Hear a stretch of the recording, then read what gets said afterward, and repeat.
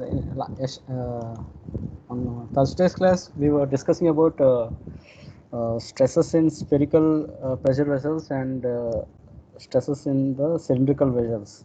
So, in the spherical pressure vessels, there are membrane stresses which are equal in magnitude. So, both sigma 1 and sigma 2 are equal in magnitude, and those are also the principal stresses. There are no shear stresses acting on the spherical vessel. So why does what is the reason behind it? So you can imagine the sphere. You can draw circles on that sphere, which are intersecting in mutually perpendicular directions. So when the sphere expands, what will happen is the grids which are formed by the intersection of four circles, the grid will not have any change in the angles. Those 90-degree angles will remain 90 degrees. So what it means is that as there is no change in angle, there is no shear strain. So there is also no shear stress. So for spherical, for those spheres which are subjected to uniform pressure loading, uh, there is no shear strain, no shear stress. Only in plane stresses are there, which are equal in magnitude. So we have sigma 1 is sigma 2, and we have that Mohr circle, which is only a point. Okay.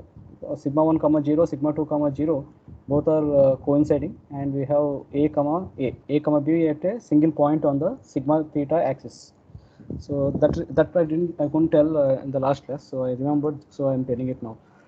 So we'll discuss now an important new topic, that is analysis for bending. So first we'll discuss about basics of bending, and then we'll discuss about the static equations of equilibrium, and then how to find the stresses using deformations.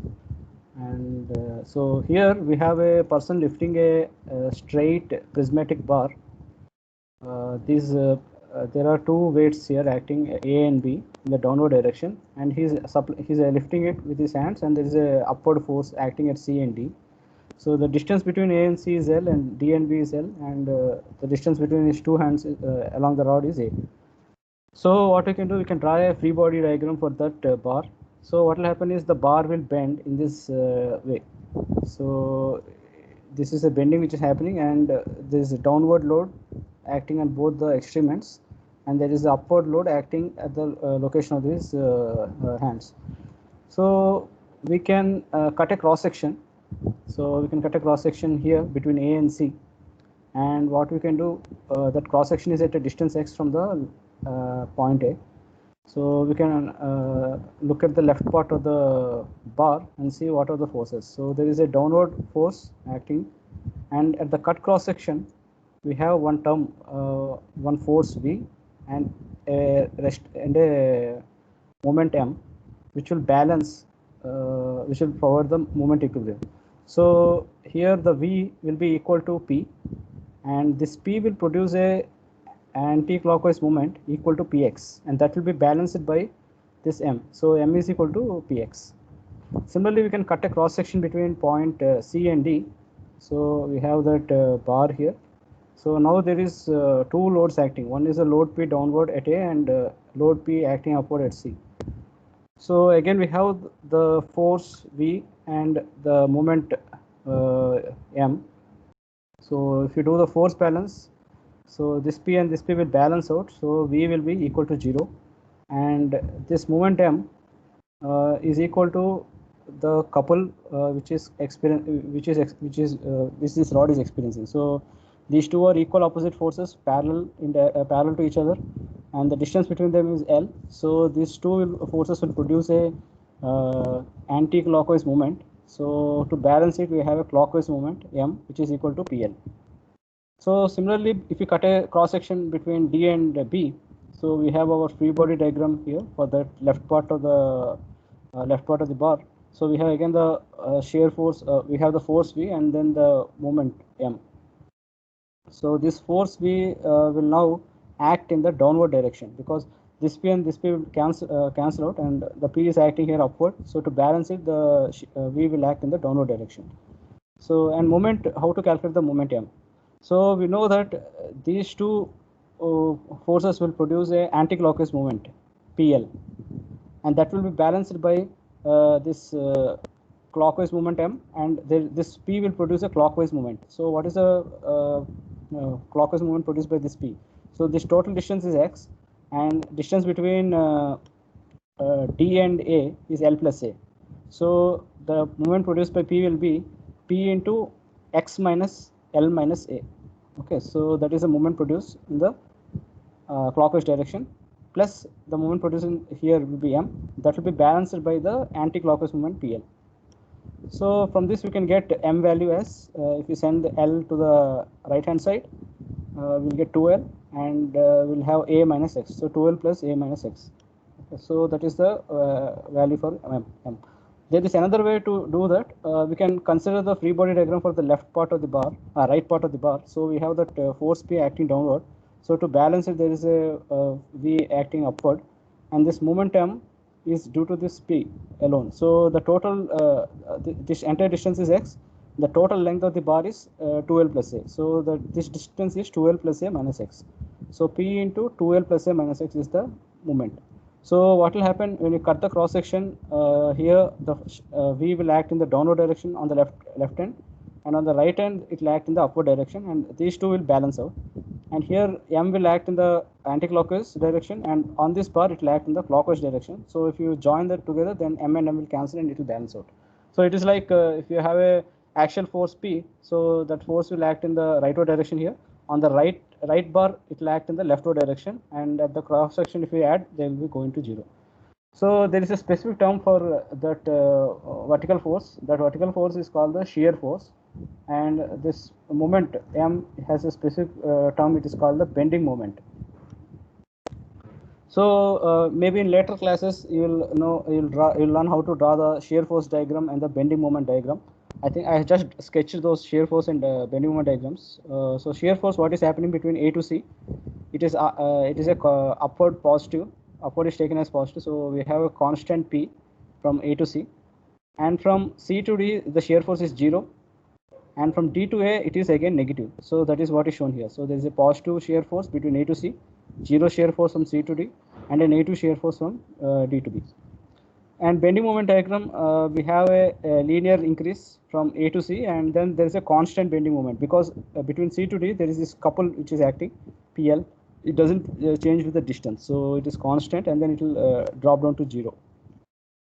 So again we'll learn about shear force and bending moment diagram later, maybe next week. So here what is happening is between C to D there is a constant bending moment acting, and there is 0 shear force. Okay, so let's look at the cross section C and D of the bar. So we have the cross section CD, and we have that moment, bending moment on the left side of the cross section. We have this M value in the in the clockwise direction, and in the right side we have the M value in the anti-clockwise direction. So this is a prismatic bar, and it is subjected to this equal and opposite couples. So here it is acting, both these couples, both these values are M, and one is acting in the clockwise direction and another one is acting in the anti-clockwise direction. So both are balancing each other, and we can imagine this couple to be acting on a plane about which there is symmetry of this cross section. Okay, so this is acting on this plane is symmetric. Means the bar is symmetric with respect to this plane. So this section is in a state of pure bending. So the two conditions are both the moments should be equal and opposite, and they should act on the plane which is also the plane of symmetry of the bar. So we'll discuss about this pure bending. Once we understand the concept of pure bending, we can do further analysis. Like if there is a column which is subjected to a load which is eccentric. So this is the centroidal section, and the load is applied at a eccentricity E. So how to analyze this type of column? So what we'll do, we will shift the force to the centroidal section, and then we'll apply a bending moment M. So we have that force P, and the bending moment M will be equal to P times the eccentricity. So that is M is equal to P times C. So now we will analyze this system as sum of two systems. One is the axial load problem, plus one is the pure bending problem. Okay, so using the, so if you understand this pure bending problem, then we can get the stress distribution for this eccentric load problem also. So we'll now focus on this pure bending problem. So for this problem, what will happen? We have this bending moment M acting in the clockwise direction. So at the support, there will be a anti-clockwise moment M. It will be equal to this M, and so this column will be in a state of pure bending. So we'll analyze this problem. So yeah, we have this CD cross section, and we have those two couples acting. We have those two moments acting, or we can call them as couples in equal and opposite direction. So what we can do, we can cut a cross section in the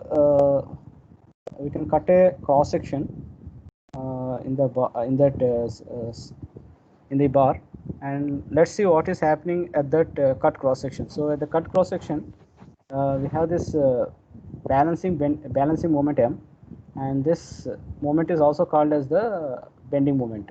So this moment is acting at the section E. So there is a sign convention we will adopt. The sign convention is shown here.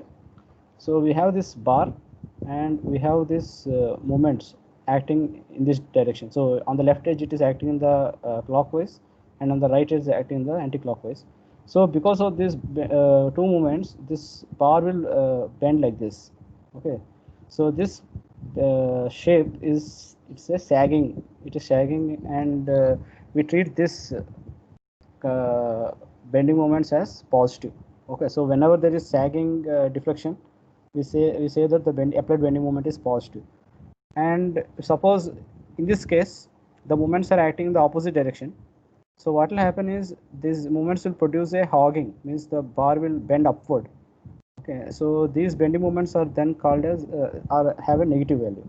Okay, so whenever you have sagging cross section, we'll treat that bending moment as positive, and whenever you have hogging cross section, we'll treat the bending moment as negative. So let's look at what will happen at this cross section where we have this bending moment M. So that cross section is we will identify three axes. One is X, Y, and Z axis, and we'll identify one point Q on that plane, on the YZ plane, and around that point Q we'll identify a small area dA. So on that area we will have three stress components. One is sigma x, normal stress component, and there will be two shear stress components. One is tau xy. X represents x represents the normal of the plane, so the normal is in the x direction. So tau x, y represents the direction, so tau xy, and there is another component tau xz. Okay, so these three stresses are acting on that small elemental area.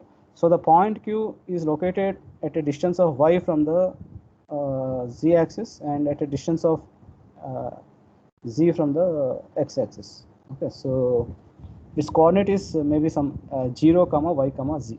Okay, so yeah. Now what we can do? We can write the equations of equilibrium. So first thing we can do is we can write force equilibrium in the x direction. So the only component which is acting in the x direction is sigma x.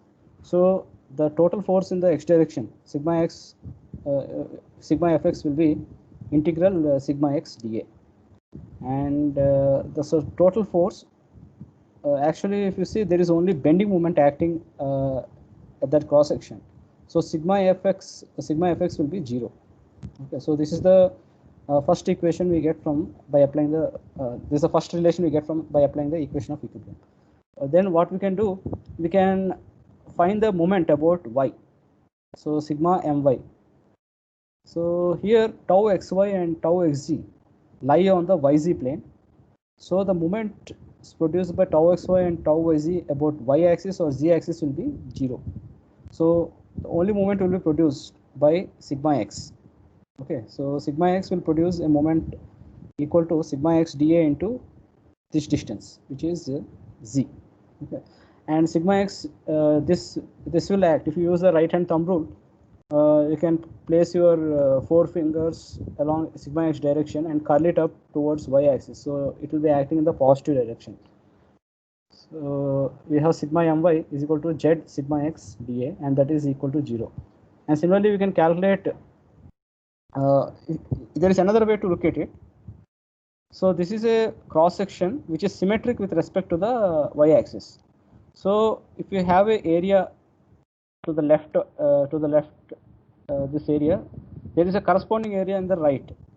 So what will happen is this sigma x dA, it will produce a moment which will be balanced by the moment produced by the right area on the right. Okay, so in this way also we can think of it. So the net sum of the moments will be 0.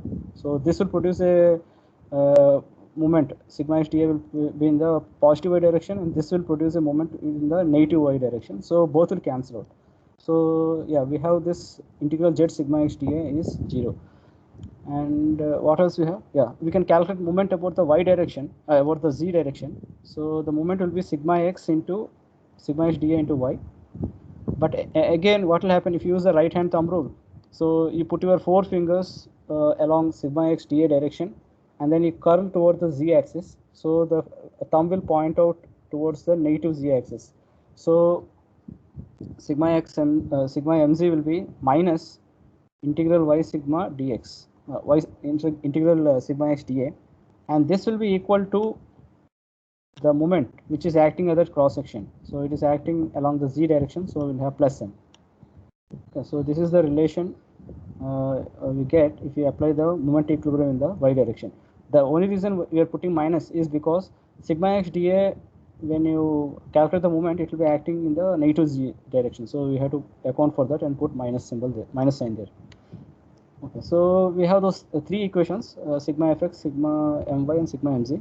We can get another three more equations for force equilibrium in the y direction, force equilibrium in the z direction, and moment about the x direction. So if you apply that force equilibrium in the y direction, so it will be tau xy dA integral, and force equilibrium in the z direction will be tau xz dA. And later we will look at these shear stress components. By looking at the deformations, we will say that tau xy and tau xz are 0. So we'll we'll see that in the next few slides. And we have moment in the x direction. What will happen is tau xy, if you curl your fingers, if you place your fingers along tau xy direction and curl them towards the x-axis, so they will be acting in the negative direction. So we have minus g tau xy dA, and here if you place your fingers, four fingers along the tau xz direction and curl towards the x-axis, the thumb will point out towards the plus x direction. So we have plus y tau xg dA. So we have moment, we have this expression for moment mx, and again this expression is 0 because there is no fy, fg, and mx component. So although we have written the static equations of equilibrium, we still don't know what are the stresses. What is the stress sigma x? We still don't know. So we have to look at the deformations, and then to evaluate the stresses. So to look at the deformations, we'll do that. Yeah. So here we have that cross section. We have that segment CD, and there is this uniform bending moment acting on the segment, and the center line is the plane of symmetry. Okay, so this segment will bend because the bending moment is constant throughout this segment. So this segment will bend in a uniform way, and what will happen is, if you look at the top line, center line, this will have a constant curvature. So by what you mean by constant curvature, it means that CD will be part of a arc of a circle. So we can imagine a circle with center O, and we can draw the circle with diameter OC or OD, radius OC or OD, and this that circle will be coinciding with the deformed segment. Okay, so what we can do, yeah. So first thing we had to answer a few questions. Okay, so what will happen to this cross section? Okay, so let's look at the undeformed shape.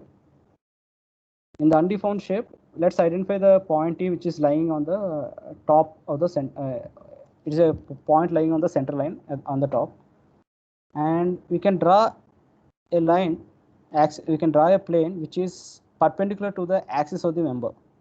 So the axis of the member is the longitudinal. This is the longitudinal axis of the member. So E prime represents a plane which is perpendicular to the axis of the member. So after deformation, the beam will curve into the form as a part of the arc of a circle. And what will happen to this cross section? The statement we make here is this cross section will continue to remain perpendicular to the longitudinal axis. So the longitudinal axis here now will be also will be a curve, will be a arc, and this cross section or this E prime cross section will continue to remain perpendicular to this longitudinal axis. So if it continues to remain perpendicular, then this E prime will also pass through the center O. So this is the statement which you are making. So plane E prime, which is perpendicular to the axis of the member, after bending, it will continue to remain perpendicular to the axis, that is the longitudinal axis, and therefore it passes through point O. So this is the statement you are making, and how to prove that it is perpendicular to the it is perpendicular to the axis. So what we will do in the undeformed shape, we'll look at this cross section from the side view. So this is we look at from the side, and we'll have this cross section, and E prime is shown here, which is coincides with the plane of symmetry, and we can identify 2 points, G and G prime. Okay, so these 2 points lie on that cross sectional area. Now let's say that those 2 points G, G prime, after deforming, they don't lie on this perpendicular cross section perpendicular to the axis. Let's say they move to the left, so they are somewhere here. So the actual plane will be somewhat like this. Okay, so we'll prove that is not the case. So we assume that GG prime moves out of the cross section perpendicular to the axis after deformation. So this is the perpendicular cross section after deformation, and GG prime is moving to the left. So if an observer is standing here, what you will see is the 2 points are moving towards him. Okay, so he'll see that like that. And since this is a uniform, this is a problem with uniform bending moment throughout this length, an observer to the right, he will also have to see similar things. So he must see that GG prime should move towards him. Okay, so there is some so for an observer on left, it seems like these points are moving towards him, and for the observer on the right, again these points should move towards him. So this cannot happen, and what it means is that the GG prime should lie only on that cross section which is perpendicular to the axis. So this is how this is the reasoning behind reasoning given to say that after deformation, the cross section which is perpendicular to the axis remains perpendicular after deformation also. Okay, so yeah, so this is a very important part of the problem. So I will take a small break, and then I will look at the shear stresses which are coming in the beam. So yeah, I'll take a break and come.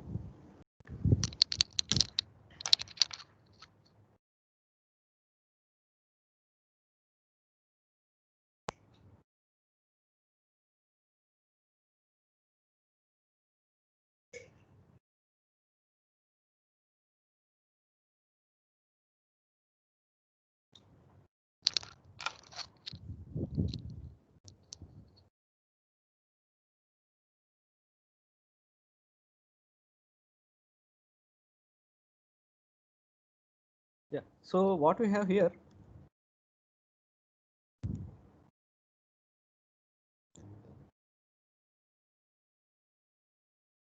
Yeah, so what we have here is we have the deformed shape of the beam, and what we can do, we can draw grid lines. So we can draw lines which are parallel to this line to the arc CD. So we can draw a few lines here, and we can draw lines which are by joining O with the one point on the arc. So we get this set of mutually perpendicular lines, and these lines, we can see that the 90-degree, if you see, if you zoom in on the, so this line is is perpendicular to this radial line. Okay, see, this arc will be perpendicular to the radial line. So everywhere, whatever the angle between this all these uh, all these square all these grids are have angle of 90 degrees. So there is no change in the angle here. So in the xy plane, there is no change in the angle. So initially there is 90 degrees angle, and after deformation also the angle is 90 degrees. So you can say that shear strain gamma xy is 0, and as a result the shear stress, which is tau xy, which is given as g times gamma xy, is also 0. Now we can look at that grid from the top. So this is a top view. So this is a bending moment. So it is indicated as an arrow. So you can put your thumb along that arrow. So the fingers will curl up in the anti-clockwise in the clockwise direction, and on the right edge you can put your thumb right thumb in the downward direction, and now the fingers will curl up in the anti-clockwise direction. So again here the grid, the angle between any two lines in the grid is 90 degrees. So there is no change in the angle. So what it means is that there is no shear strain in the xg plane. If there is shear strain, then there will be some change in angle. Since there is no shear strain, so gamma xg is 0. So the correspondingly we can find the shear stress tau xg, which is g times gamma xg, again that is 0. So we'll come back to that cross section at E. So what we have sigma x, and we have tau xy. Tau xy is 0 because as you have seen here in the xy plane there is no change in the angles. So tau xy is 0, and in the xg plane also there is no change in angles. So tau xg is 0. So on this cross section we have only one stress, that is sigma x, that is the normal stress acting along the x direction, that is which is coinciding with the longitudinal axis of the member. So we can look at the top surface. So at the top surface we have sigma y, and the shear stress tau yz, tau yx. So since tau xy is 0, this tau yx will be 0. And on this surface, top surface, there are no forces acting. There is no shear or no axial force. So on this top surface, sigma y is 0, tau yz is 0, tau yx also is 0. And if you look at that front face, we have sigma z normal stress and tau zx and tau zy. Again, sigma z is 0 because there is no force acting on that front face, and tau zy and tau zx are 0. So here, for summary is that there is only one stress, normal stress acting at any point in the cross section. If you identify any point in the cross section, there is only one stress, sigma x. Rest all the stresses are 0. And here I'm writing sigma y as approximately equal to 0, and sigma z is 0, tau y is 0. The reason I'm saying sigma y is approximately equal to 0, it will have some value, but that value we can calculate that value, okay, by using some analysis, and that is very negligible compared to the stresses like sigma x and all. So maybe we can derive that, but maybe not in this class. Maybe I can derive it maybe next class. So that's why I'm putting a small approximate quantity, approximate sign here. Sigma y is approximately 0. So the basic take home point is that, so when a bar is subjected to pure bending, at any point in the bar, there will be only one stress acting, that will be acting in the longitudinal direction, and so the bar will be in a state of uniaxial stress.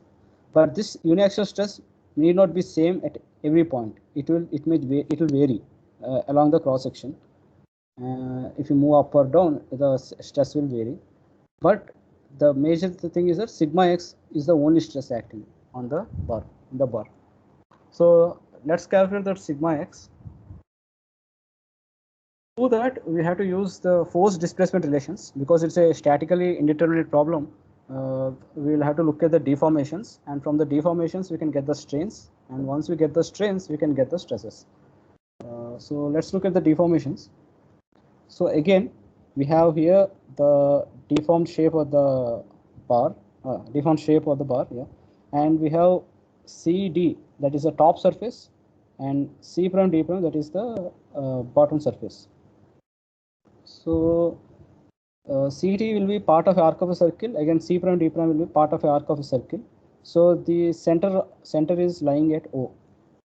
So initially, when the bar is straight, the length of CD, length of C prime D prime, both are equal. But when the bar is bent, what will happen is the top surface will shrink in length and the bottom surface will increase in length. So the top's line will be subjected to a compressive strain and the bottom line will be subjected to a tensile strain. Okay. So the strain is varying from compression at the top to tension at the bottom. So it is going from say compression as negative and tension as positive. It is going from a negative value to a positive value. That means somewhere in the, as you move down, somewhere in the intermediate position, there will be zero strain. Okay. So that surface which coincides with zero strain, it is called as the neutral surface. So at the neutral surface, the strain epsilon x is 0. That means the whatever initial length is there, the same length will be maintained even after bending in this circular arc. So that neutral surface will intersect this transverse cross section. So transverse cross section is this cross section from the side view. So this is the cross section from the side view, and this is the transverse section. So that neutral surface where the strain is 0, it is intersecting this transverse section along this line. So this line is called the neutral axis. So you can say the neutral axis, you can write it by the short form as NA. So here the neutral axis is we are treating it to be the origin here. We are treating it to be the origin, and from where we have the y axis and the z axis. So y axis also is the symmetric, is the line of symmetry. Okay, it's it coincides with the plane of symmetry of this section. So the topmost fiber is located at a distance c from the neutral axis, or we can say C1, and the bottommost fiber is located at distance C2. So I have not written it. Maybe in the next slide we'll do that.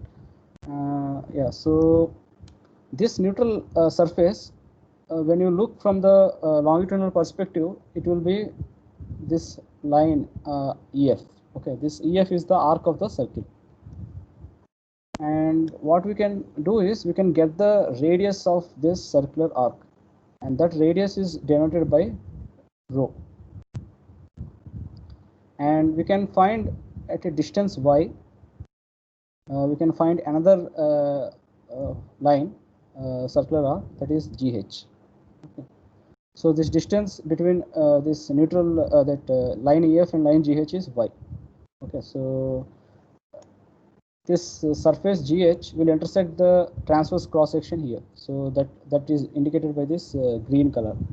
Okay, and this green color is again at a distance y. So what is the radius of arc of this arc GH? It will be rho minus y.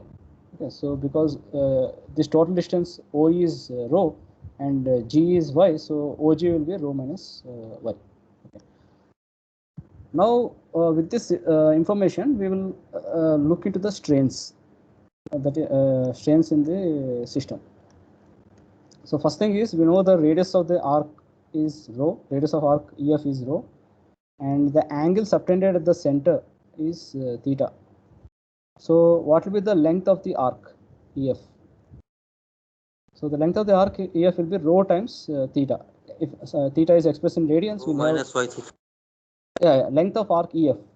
I'm not talking about. I'm not. We are not. We'll look at GH later. Currently, we are looking only at the arc EF. So arc EF, the radius is rho. So the length of arc EF is rho times theta.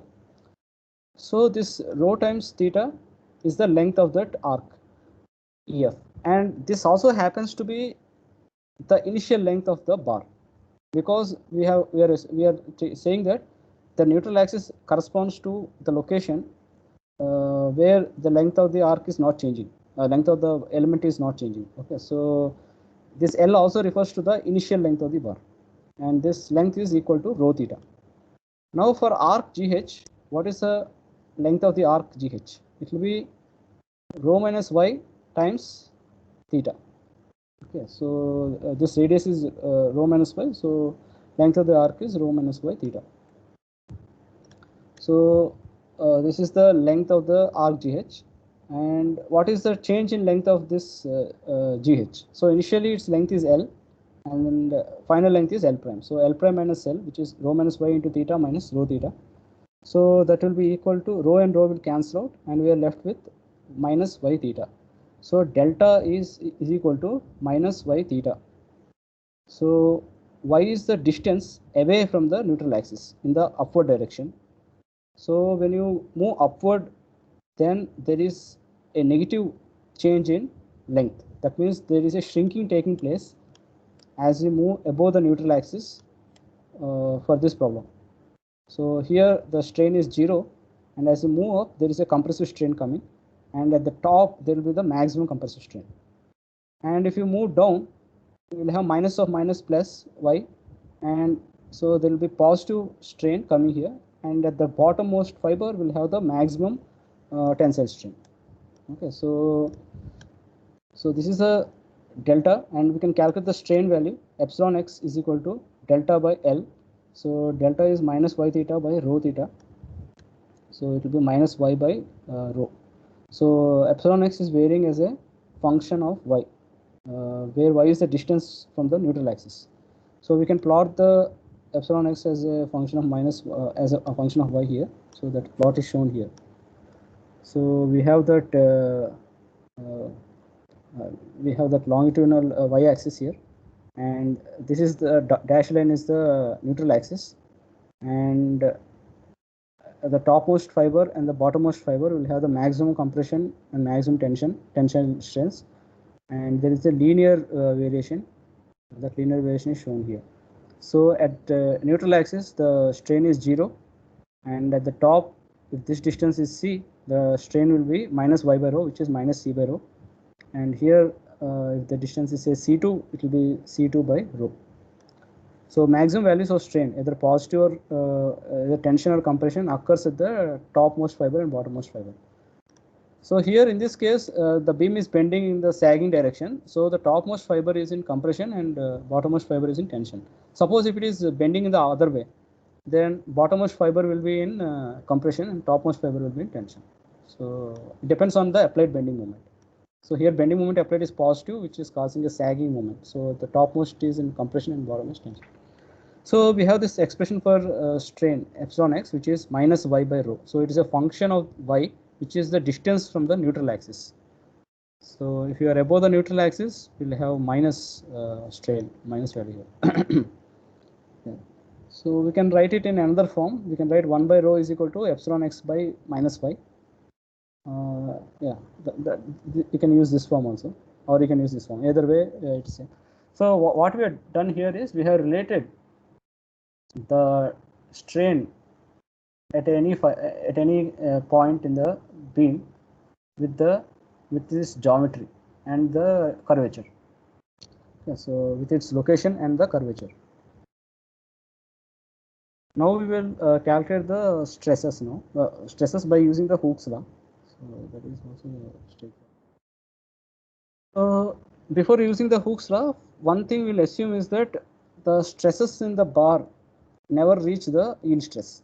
So all the stresses are less than the sigma y, which is a yield stress. So for that case, we can apply our Hooke's law. We have stress sigma x is equal to E times epsilon x. So because the top fiber is in compression, so the compressive force is shown acting to the left in this direction, and bottommost fiber below the neutral axis there is tension, so those arrows are shown in the rightward direction, away from the surface. So this is the surface, and they are acting away from the surface, that means they are in tension, and if they're acting towards the surface, that means it is in compression. So we have the stress value sigma x is E times epsilon x, so it will be minus E y by rho.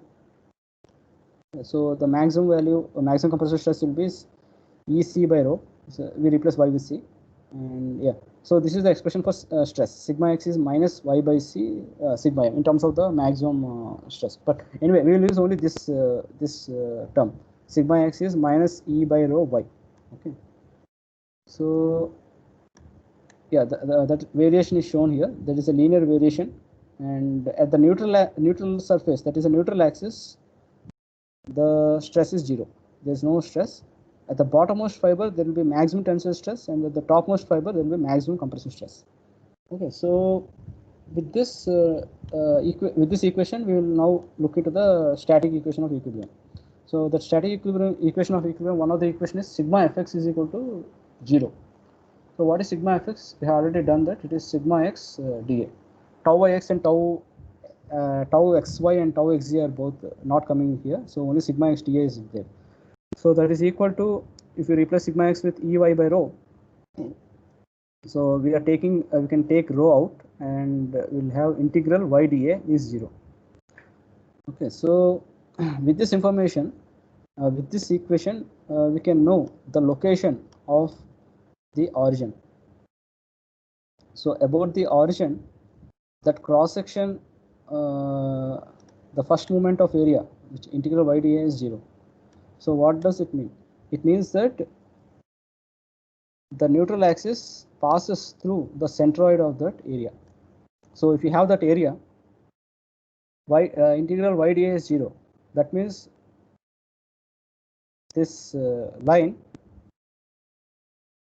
the integral y dA is 0. That means that line is passing through the centroid.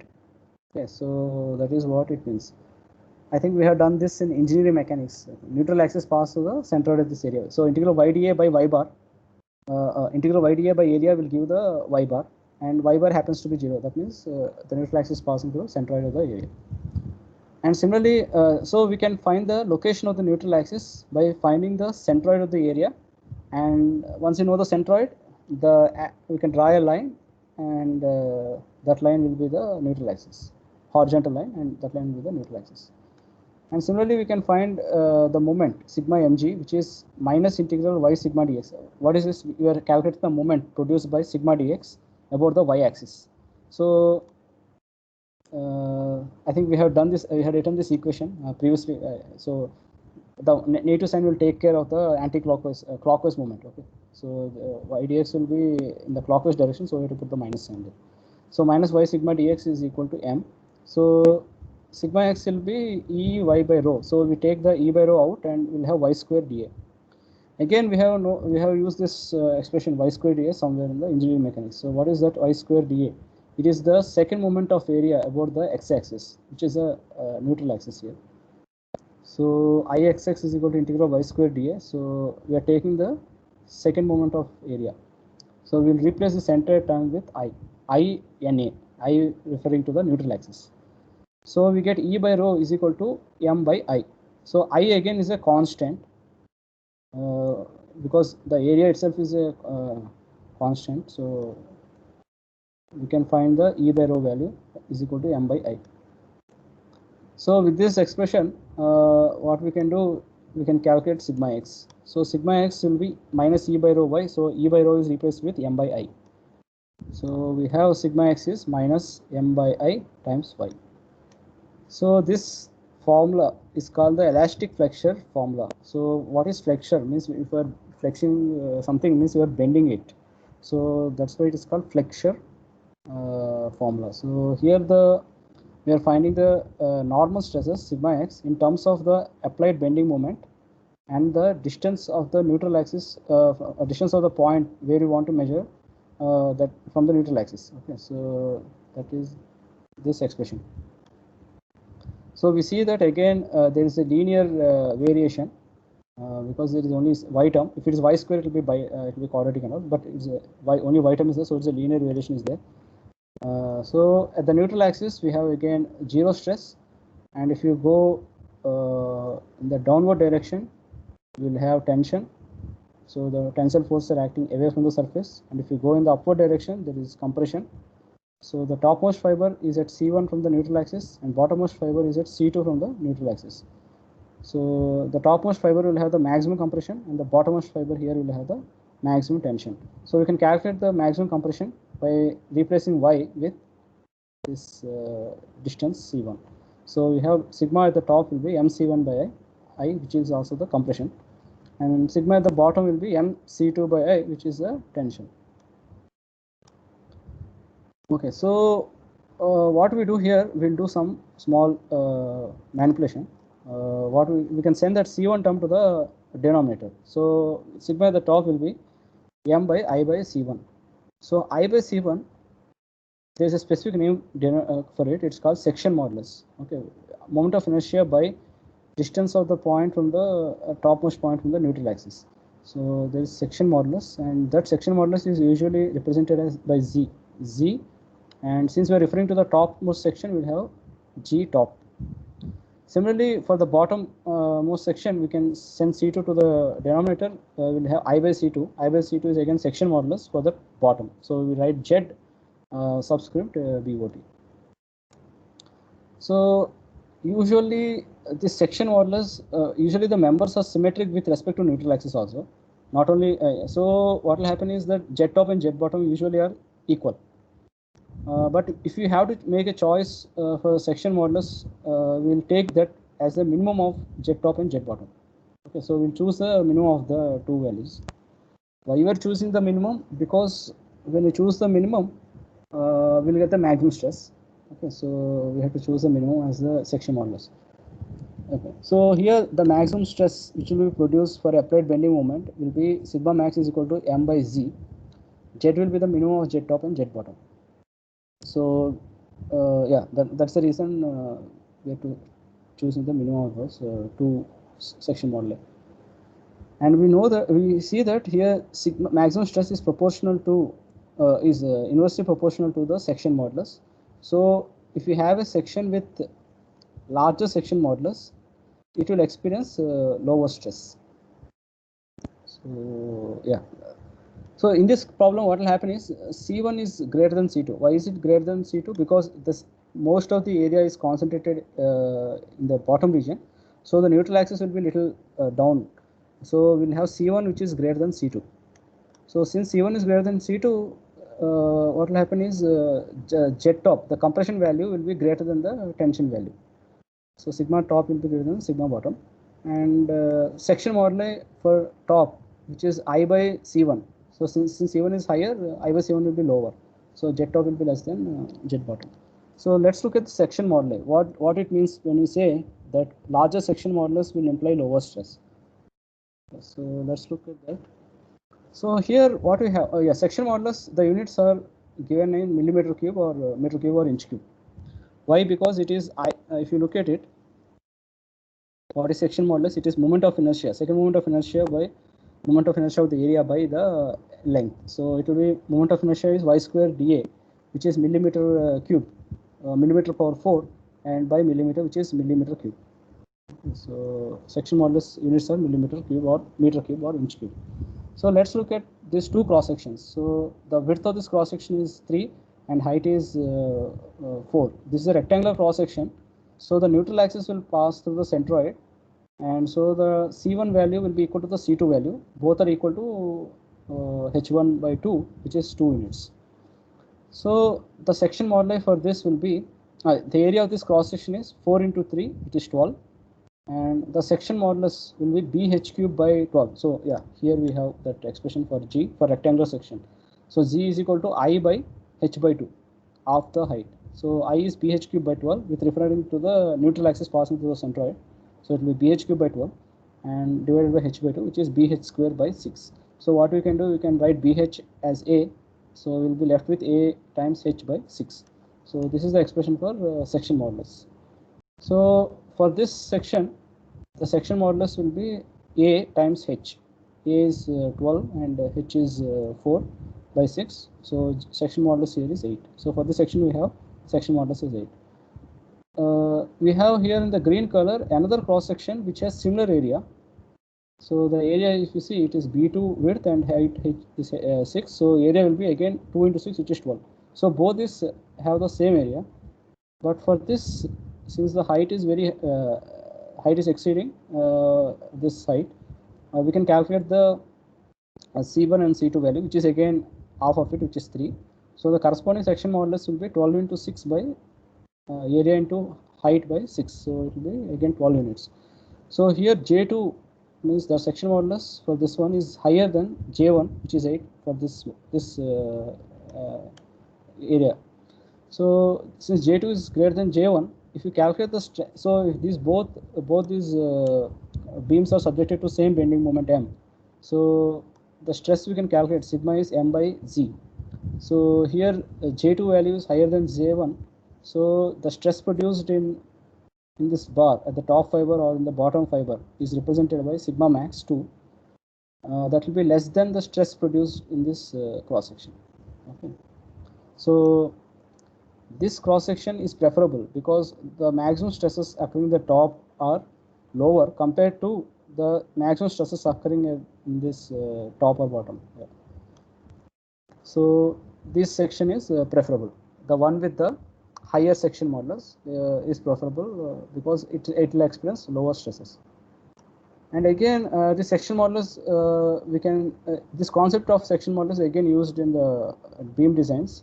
So instead of having a rectangular beams, what we are doing is we are having some beams like in this shape.